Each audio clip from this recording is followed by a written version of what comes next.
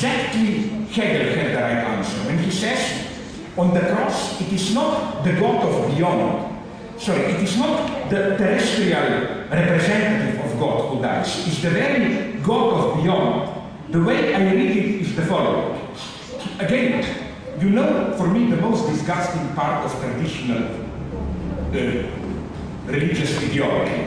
This idea, even if you suffer, don't worry too much, everything has a deeper meaning. God knows what it means. You know, this disgusting metaphor of our experience of suffering as that of a stain in a picture. Like, let's take a beautiful, I don't see it here, a beautiful picture. Of course, if you look very closely, you see a stain. If you withdraw to a proper distance, you see that what appears as a stain is part of a larger harmony.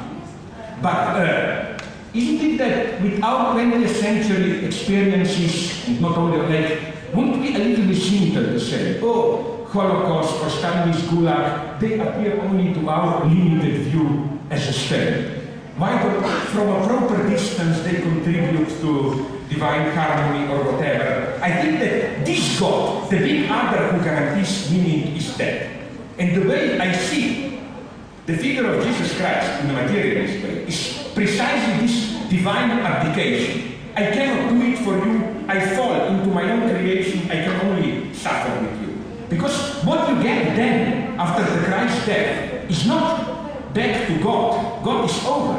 What you here, I respectively disagree with your orthodox theology, which claims, you know, this big question of provenience, that the Holy Spirit comes only from Father, not as Western Christianity claims from Father and Son. No, I claim it comes only from the Son, in the sense that when through Son the Father dies, all that remains is the Holy Spirit, which means us. To cut a long story short, the Communist Party. The Holy Spirit is our organization.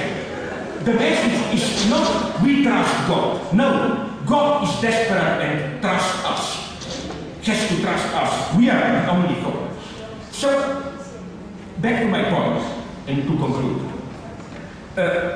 I would like to conclude, to articulate the space of theology, of ecology, with a reference to a well-known American philosopher who developed some interesting thoughts about the relationship between known and unknown. Okay, you got the joke, Donald Trump. You remember how a couple of years ago, at the beginning of the war, Rumsfeld made a very strange interview where he said we should distinguish, to justify the fear of weapons of mass destruction, we should distinguish between knowns, the things we know that we know. Like, I know that you are Thomas Lipovets and I know that I know it. Then he said there are known unknowns, like things that I don't know, but I know that I don't know them. Like, I don't know. I know that there is a certain number of cars on the street outside this house, but I know that I don't know it. But I know that I don't know it. Then he says, Rumsfeld, there are unknown unknowns, in the sense that things that we don't know, but we even do not know that we do not know them. And that was his point. What if someone has some horrible ultra weapons that we even don't know that we don't know them, no? But as the Freudian, I think we should criticize our esteemed American college philosopher here. He forgot the fourth number, the fourth element. Did you notice the asymmetry in his argument? Known knowns, think we know that we know. Known unknowns, things we know that we don't know. Like, I don't know how old are you or you, but maybe it's better that I don't know. But I know that I don't know it, and unknown unknowns. Unknown, things totally out. There is a fourth term missing, which is not the known unknowns, but the unknown knowns. Things we do not know that we know. This is what we call ideology. Prejudices, unconscious ideas which control us, which determine our acts, but we even do not know that we know them. Unconscious knowledge which determines our acts and we are not even aware of it. This is why, incidentally, I think the Americans are in such a deep shit in Iraq, because precisely they are not aware of the whole set of ideological prejudices and so on which control